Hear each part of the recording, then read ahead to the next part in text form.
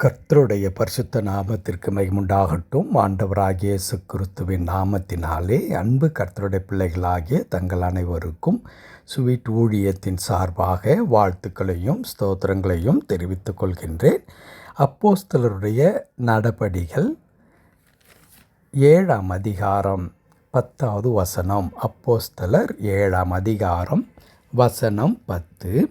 தேவனோ அவனோடு கூட இருந்து எல்லா உபத்திரவங்களின்றும் அவனை விடுவித்து எகிப்தின் ராஜாவாகிய பார்வோன் சமூகத்திலே அவனுக்கு கிருபையும் ஞானத்தையும் அருளினார்.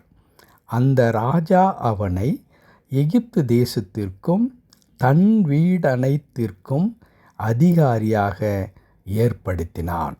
தேவனோ அவனோடு கூட இருந்து எல்லா உபத்திரவங்களினின்றும் அவனை விடுவித்து எகிப்தின் ராஜாவாகிய பார்வோன் சமூகத்திலே அவனுக்கு கிருபையும் ஞானத்தையும் அருளினார். அந்த ராஜா அவனை எகிப்து தேசத்திற்கும் தன் வீடு அனைத்திற்கும் அதிகாரியாக ஏற்படுத்தினான். என் அன்பு கடவுளுடைய பிள்ளைகளை, இந்த வசனத்தை நாம் வாசிக்கும் பொழுதே நமக்கு நன்றாக தெரியும் இது யோசேப்பை குறித்து சொல்லப்பட்ட வசனம் என்று சொல்லி. ஆனால் யோசேப்பின் காரியங்கள் அல்லது அவருடைய வாழ்க்கை முழுவதும் நாம் அறிந்திருந்தும் கூட இந்த வசனத்தை படிக்கும் பொழுது உண்மையாகவே நமக்குள்ளாக ஒரு மகிழ்ச்சி ஏற்படுகின்றது. என்ன மகிழ்ச்சி என்றால், கடவுள் ஒரு மனிதனோடு கூட இருக்கும் பொழுது அந்த மனிதனுடைய வாழ்க்கை எத்தனை அருமையான வாழ்க்கையாக மாறுகின்றது என்பதை இந்த வசனத்தின் மூலமாக நாம் படித்து கொள்ள முடியும். இங்கே இந்த வசனம் துவங்கும் பொழுது எழுதப்படுகிற வார்த்தை என்ன? தேவனோ அவனோடு கூட இருந்து என்று எழுதப்பட்டிருக்கிறது. அப்படியானால் அன்பு கடவுளுடைய பிள்ளைகளே, நம் ஒவ்வொருடைய வாழ்க்கையிலும் கடவுள் நம்மோடு கூட இருக்க வேண்டும் என்று நாம் பிரயாசப்பட வேண்டும்.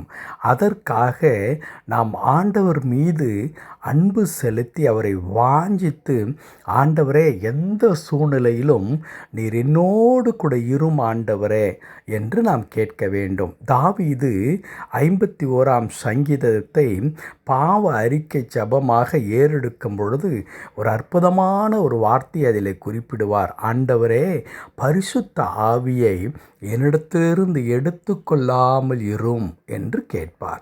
அதற்கான அடிப்படை காரணம் என்ன? ஏன் தாவீது அப்படி செபிக்கின்றார் என்றால், பரிசுத்த ஆவியானவர் தாவீதுக்குள்ளாக இருப்பது என்பது கடவுள் தாவீதோடு கூட இருக்கின்றார் என்பதுதான் அதற்கான அடையாளமாக இருக்கிறது. அப்படி தாவீதோடு கூட கடவுள் இருக்கும் பொழுது தாவீது எதையுமே அவர் சாதிக்க முடியும் என்பதை அடிப்படையாக அவர் விசுவாசித்தார் என்பது நமக்கு நன்றாக தெரியும். அதை தான் இங்கேயும் யோசேப்பின் வாழ்க்கையில் நாம் பார்க்கிறோம். யோசேப்பை குறித்து அழகாய் சொல்லப்படுகிறது. தேவனோ அவனோடு கூட இருந்து என்ன செய்தாராம்? எல்லா உபத்திரவத்திற்கும் நீங்களாக்கினார். ஆம் அன்பு கடவுளுடைய பிள்ளைகளே, யோசேப்பின் உபத்திரவம் என்பது வியாதி வந்தது, ஒரு வியாதிக்கு மேல் மற்றொரு வியாதி வந்தது, பண கஷ்டம் வந்தது. இதெல்லாம் யோசேப்பின் வாழ்க்கையில் இல்லவே இல்லை. என்ன நிகழ்ந்தது தெரியுமா? உடன் பிறந்தவர்கள் யோசேப்பை அழிக்க நினைத்தார்கள். உடன் பிறந்தவர்கள் யோசேப்பை கொல்ல நினைத்தார்கள். இல்லாமல் போக செய்ய வேண்டும் என்று நினைத்தார்கள். பழி சுமத்தப்பட்டான். அங்கே சிறைச்சாலையிலே போடப்பட்டான். ஆம் அன்பு கடவுளுடைய பிள்ளைகளே, இங்கே உபத்திரம் என்ற உடனே நாம் நினைக்கின்றவனும் அல்லது நம்முடைய வாழ்க்கையில் இருக்கிறதே தலைவலி, ஜுரம், சின்ன சின்ன பண கஷ்டங்கள், சின்ன சின்ன குறைபாடுகள், இதையெல்லாம் நாம் உபத்திரவம் என்று நினைக்கின்றோம். ஆனால் யோசேப்பின் வாழ்க்கையில் வந்த உபத்திரவம் என்பது அப்படிப்பட்ட ஒன்று அல்லவே அல்ல. ஒவ்வொரு நாளும் அவன் உயிர் பிழைத்ததே அது மாபெரும் கிருபையாக அது இருந்தது. ஏனென்றால் உடன் பிறந்தவர்களே யோசேப்பை நிர்மூலமாக்கி விட வேண்டும் என்று யோசித்து கொண்டிருந்தார்கள். அதை அவர்கள் நடத்தியும் காண்பித்தார்கள் என்பதுதான் அடுத்தடுத்த வார்த்தைகளிலே யோசேப்பு குறித்து நாம் படிக்க முடியும்.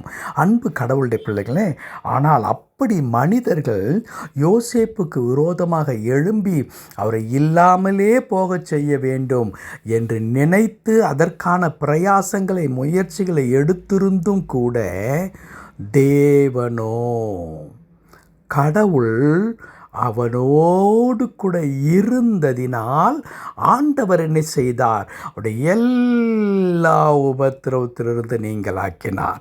அது மாத்திரமல்ல, அதை தொடர்ந்து எழுதியிருக்கிறது, எகிப்தின் ராஜாவாகிய பார்வோன் சமூகத்தில் அவனுக்கு கிருபையையும் ஞானத்தையும் அருளினார். கர்த்தருடைய பரிசுத்த நாமத்திற்கு மகிமுண்டாகட்டும்.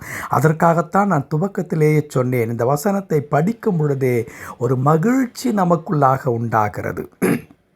ராஜாவிடத்தில் போய் யோசேப்பு நிற்கும் பொழுது கடவுள் யோசேப்புக்குள்ளாக ஞானத்தை கொடுக்கின்றார், கிருபையை கொடுக்கின்றார்.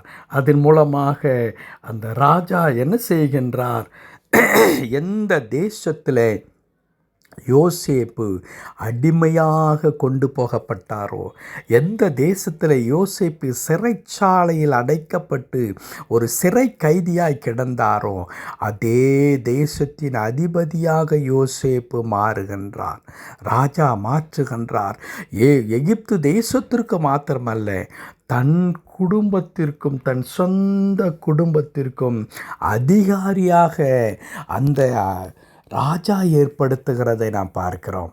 அன்பு கடவுளுடைய பிள்ளைகளே, கடவுள் நம் கூட இருக்கும் பொழுது நமக்கு எதிராக ஒருவரும் எழும்ப முடியாது. பல நேரங்களிலே இவர்கள் இப்படி இருக்கிறார்களே, அவர்கள் அப்படி இருக்கிறார்களே, இவர்கள் என்ன சொல்லிவிடுவார்களோ, இவர்கள் என்ன செய்து விடுவார்களோ, அவர்களை நான் எப்படி சமாளிக்கப் போகிறேன், அவர்களின் வாழ்க்கையை அழித்து விட்டார்கள், அவர்களின் வாழ்க்கையை நிர்மூலமாக்கி விட்டார்கள், அவர்கள் எனக்கு வர வேண்டிய நன்மையை கெடுத்து விட்டார்கள், இப்படியெல்லாம் நாம் நினைக்கின்றோம்.